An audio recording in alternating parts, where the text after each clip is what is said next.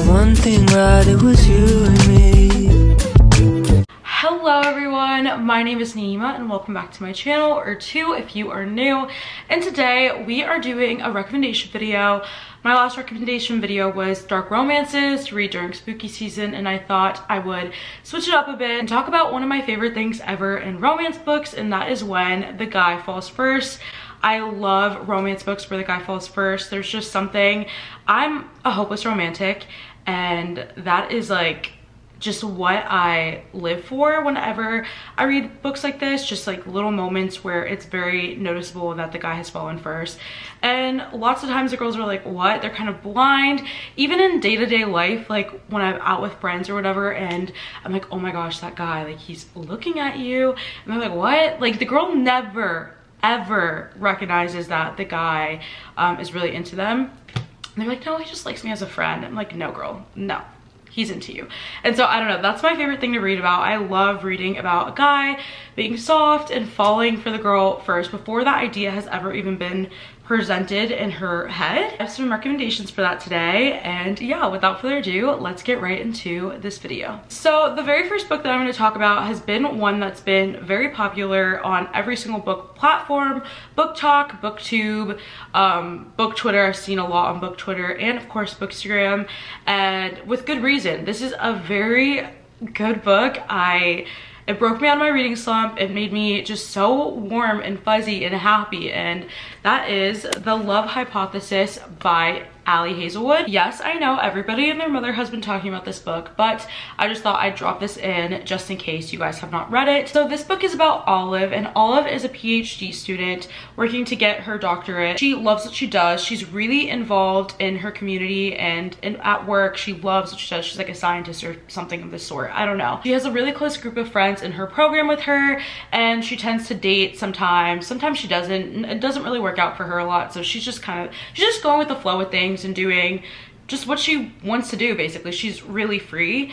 And so she ended up dating this guy a few months before the book had started, and that simply did not work out. But now Olive's best friend is interested in that guy, but she won't pursue things with him because Olive had dated him. Olive is like, no, please don't hold back. Like, I see the way you look at him, I see the way he looks at you, please go for it. But then her friend is like, no, girl code, I would never do that to you. Olive really wants these two to get together. In order to do that, she kind of creates a lie saying that, oh, I have a date, I'm already dating people, I'm over him. Like, no, please go and get it, go get with him. Basically, one day she lies and says she's going on a date when really she's in a lab doing like work, and she does not expect to see her best friend rounding the corner when she's supposed to be on this date, and she lied and created this whole entire master plan. Olive, like the genius she is, she decides to find the nearest guy, the closest guy to her, and make out with him. And that person is Adam. Adam is a professor slash, I really don't know how things work with this PhD program, but he's a professor. He kind of has this reputation that he's really cold, he doesn't care, he will give people horrible grades, he's just super unfeeling. And Olive didn't really know about those rumors, but when her best friend sees them kissing, she's like, girl, what are you doing? Is this even like, what's going on? Olive and Adam decide to start fake dating, and that brings a lot of challenges. Number one, he's a professor, not her professor, but because he is a professor, everybody, all the students kind of looked at Olive like, girl, you're really with him, like he's a horrible person, like he failed me, he did this and this. And there's just a whole nother side to Adam that a lot of people don't get to experience, and it was just so amazing. I loved this book. There's just so many small soft moments between Adam and Olive, and this is very much a guy falls first. I don't want to give away why, but throughout this entire book it was very, very evident. There's so many one-liners that Olive was just like, oh, like, yeah, like, oh, he said that, okay. Like, it didn't really like process anything with her, but he falls first and he falls mad hard, and it's just such a beautiful book, and I loved it so much. And This book is just everything to me, and if you haven't read it, which I'm sure all of you guys have, but if you have not read it, you need to. This is such a cute romance. The next book that I really want to talk to you guys about today is Blockshot by Kennedy Ryan, and I love this book. I read it over the summer. I thought it was such a fun time, and Kennedy Ryan she knows how to get you. And if you have not read the Hoop series, you really need to. I'm on the 3rd book and I'm having so much fun with it. But Blockshot, this is a very evident. Oh my gosh, I just realized I think her whole Hoop series is definitely Guy Fawkes First. But today I'm specifically going to talk about Blockshot, and this book follows Banner and Jared. And so the book starts off with Banner and Jared both in college. They're like study partners and they become pretty close friends. Jared has fallen hard for Banner in his college years. It's not really anything that he has pursued. They kind of have flirty moments between each other, but Banner just doesn't believe that he could be into her. She kind of has closed herself off. She's very distant. She really only looks at him as a friend, and the idea doesn't even cross her mind. But Jared is really into Banner. In college, Jared was interested in joining this elite, like, secret club of kind of like a frat, but I believe it's like higher than a frat. Like, it's like good with like connections and something along the sorts, but it's not a fraternity. I believe it's their senior year of college. It's around like the last rounds of like, what is it? Rushing, I guess. I'm just gonna talk about it as it's a frat, but it's not a frat. Gets dared. You have to do a bunch of dares to complete and be in this like program or whatever. Jared gets dared as to F basically the fat girl, and they're talking about Banner. And so immediately Jared is like, no, like absolutely not. Not that he's not into Banner, it's just that was just so disrespectful, so degrading, so just gross that he wants nothing to do with it. He ends up getting in a fight with them and he leaves. He goes to go meet with Banner for their like nightly study session or whatever. Jared goes to hook up with her, and not because of the dare, obviously, because he's just over that, but because he has genuine feelings for her. And I don't want to give away what happens, but something happens that night that leaves Jared and Banner on horrible terms. Banner absolutely cannot stand Jared, and it's just like they want nothing to do with each other. Keep in mind that they're in the same major. They're both like sports, PR, management. I don't really know, but something in the sports, maybe sports management. I feel like that's it. The book takes place in the beginning, it's them in college, but then years go on and Jared has just moved to LA, where Banner lives and works at this top sports agency company or something like that. They end up becoming rivals. Jared just feels like there's a lot of unsettled business. He's always had this thing for Banner, and obviously they're both like top sports agents, so they're always like around each other and they always see each other, but Banner has just been like, look the other way. But this one is such a soft, sweet romance. I loved Banner as a heroine. She was very much strong-willed. She was a working woman. She got what she wanted whenever she wanted. She really is just like a go-getter, and I loved reading about someone like that. Jared's very much the same way. He really cares about like his clients, like the basketball players, and he's super competitive as well, so it's a little bit of like rivals to lovers as well as Guy Fawkes First, because he has been into Banner from the very beginning of college. And yeah, this one is really sweet, really cute. It made my anxiety was here beforehand. It was up here by the time, like it was just a lot. This book was so much fun though. Sometimes really emotional, and it broke me and it made me really sad. This does involve cheating, this book, so be aware of that. I know a lot of people cannot stand cheating, but I still say if cheating is something that you don't usually enjoy, to still give this book a try, because I mean, I don't hate cheating, but it really, I don't know, somehow Kennedy Ryan made it like okay for me. Like I was like, okay, this is really good. I don't even care. And yeah, I know a lot of people feel the same way about this book and the cheating, so just be aware of that. But this is a really good Guy Fawkes First romance book. So the next book that I have to talk to you guys about today is actually There Are No Saints by Sophie Lark, and this is a very dark romance, so I just want you guys to all know that before going in. This deals with like sociopaths, psychopaths, serial killers, and artists, and just like really tough mental health situations. It's incredibly dark, incredibly twisted. I think everybody should check trigger warnings before they go into this book. It's a lot, but it is such an amazing book, and it's a stalker romance, which I love, and I know a lot of you guys love stalker romances as well, so just be aware.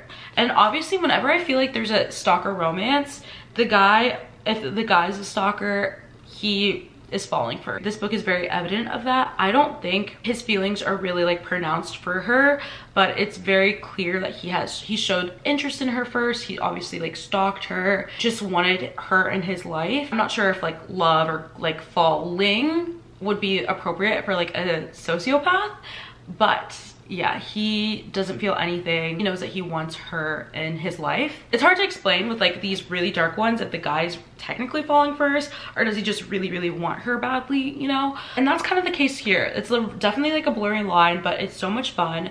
So I talked about this in I think my last couple of videos. So this book follows Cole and Mara.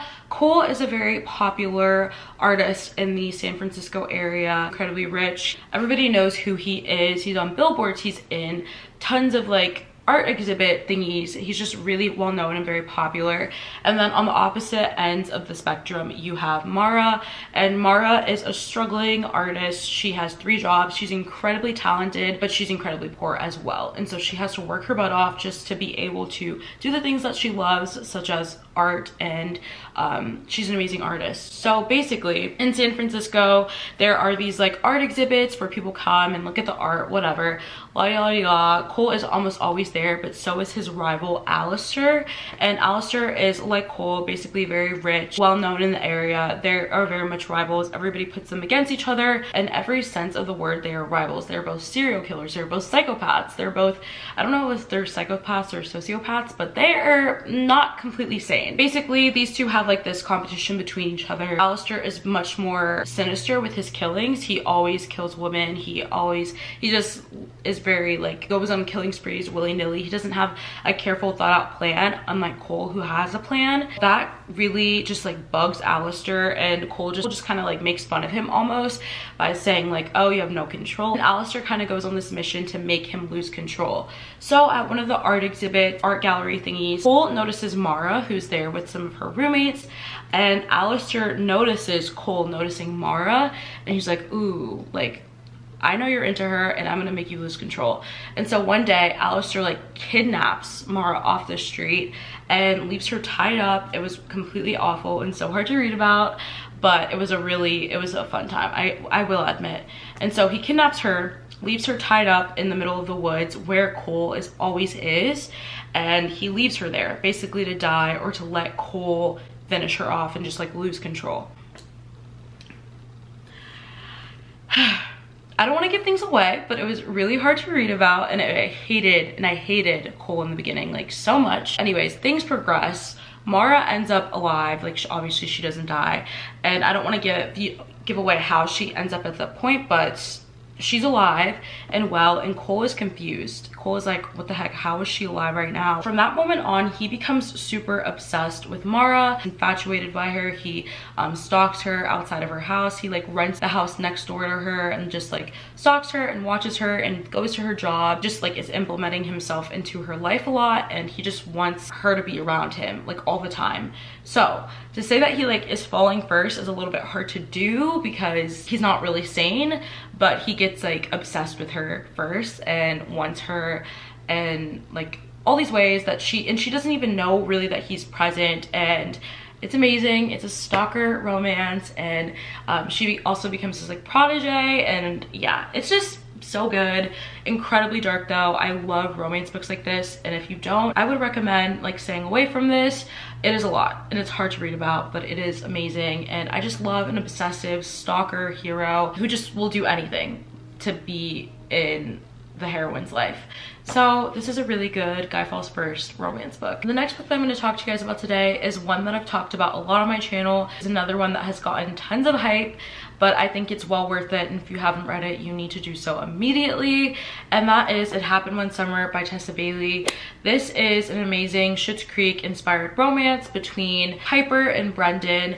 Piper is a LA influencer, social media star, and her father, and Brendan is a fisherman in a small town. He owns boats and just goes on these like long expeditions of fishing, and this is an amazing opposites attract romance. This is another one where the lines are a bit blurred. He definitely falls first, it's hard to tell if he falls first or if he's the first to just like admit it. But in some ways he does fall first. There's a lot of evidence of that in this romance book. How they ended up even meeting in the first place. Piper gets into some trouble in LA. That father, who is a movie director, is tired of her. He's like, you need to go and get some responsibility, get a job, and just like stop being in this environment for a while and get your life together and on track.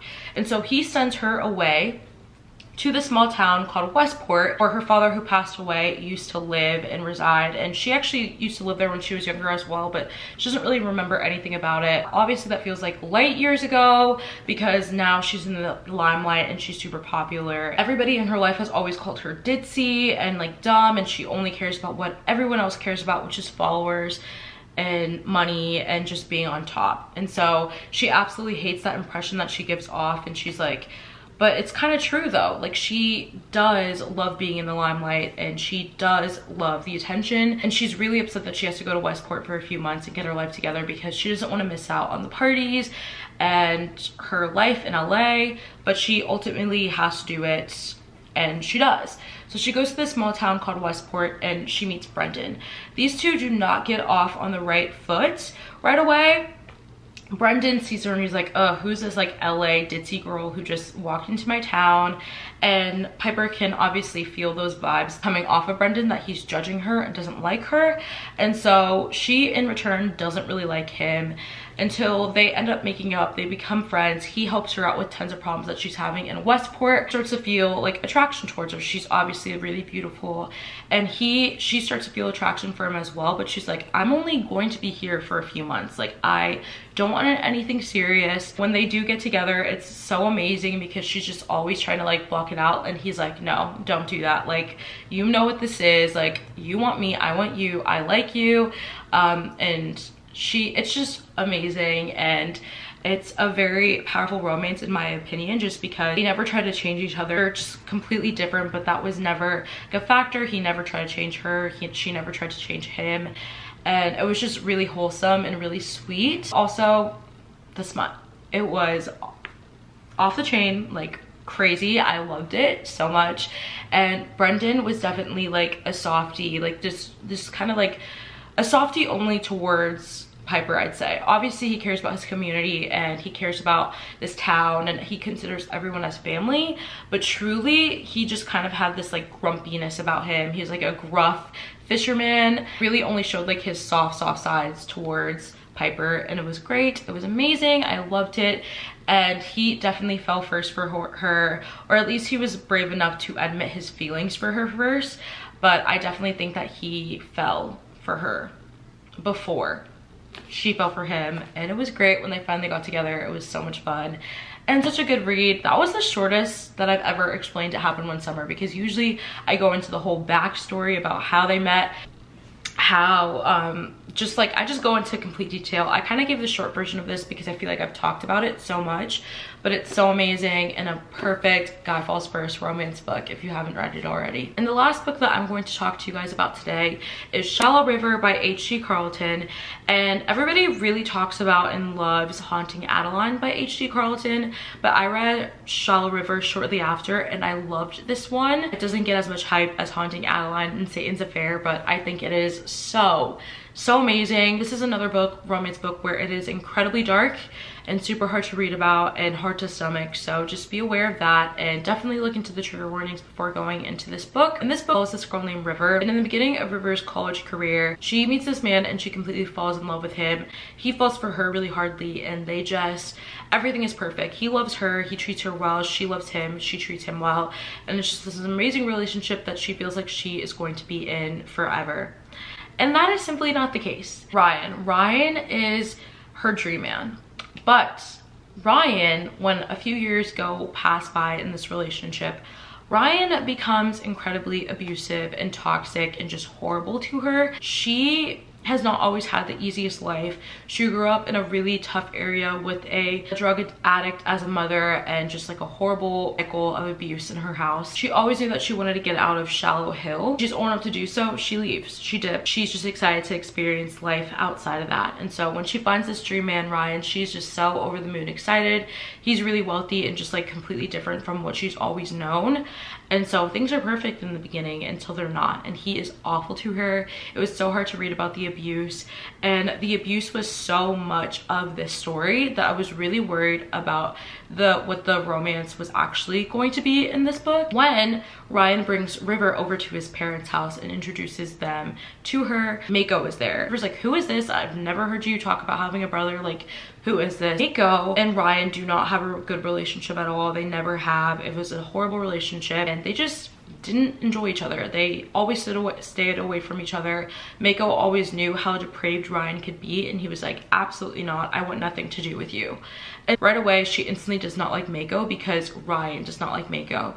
And so Mako has dealt with River's ex-girlfriends in the past and has known the type of horrors that Ryan puts them through. And he instantly wants to help River escape. She is in denial. She doesn't want any help. She doesn't even realize what is happening to her, but she knows right away that she does not like Mako and she doesn't want his help and she just wants nothing to do with him. Mako, in the process of trying to get River out of the situation, he didn't want to be pushy about it because he was like, ultimately, this is a decision that River needs to make for herself. While he was like helping her from a distance, he was falling for her like badly. And River was obviously still wrapped up into Ryan, so she didn't have those thoughts for a while. And so River and Mako actually have a little bit of a history and it was so good. I love River and Mako together as a couple. Like I said, this book is incredibly hard to read about and stomach, and I was really worried that for it to be believable that River and Mako could be a good couple together because the abuse from Ryan was so much of the book, but somehow H.G. Carlton made it happen, and I just love River and Mako so much, and I think the tidbits about their history really helped. And yeah, this book was just such an amazing book, and Mako fell for River really hard and really fast, and it was really hard for him to see the person that he cares about go through such horrors and trials and tribulation. He had to do what he had to do, but he was always there to help, and it was just such a good romance. And it was a really satisfying ending as well when River was finally just like, I'm done with Ryan's bullshit. And yeah, this book was just so much fun. Loved it. And Mako is like one of my top book boyfriends now. He's so amazing, and this book doesn't get talked about enough. I do like Haunting Adeline better, but this one is really, really good as well. And I want to read more from H.G. Carlton when she comes out with more things. So that was the last book that I'm going to talk to you guys about today for Guy Fawkes First romance books. I love this trope so much. Let me know what are some of your favorite Guy Fawkes First romance books. I'd love to add them to my TBR, or if I've read them, we can have a little fun chit chat down below. Thank you guys so much for watching this video. If you enjoyed, don't forget to leave a big like and a comment down below, and also subscribe so you never miss another upload from me. I will see you very soon with a new video. Bye. If I got one thing right, it was you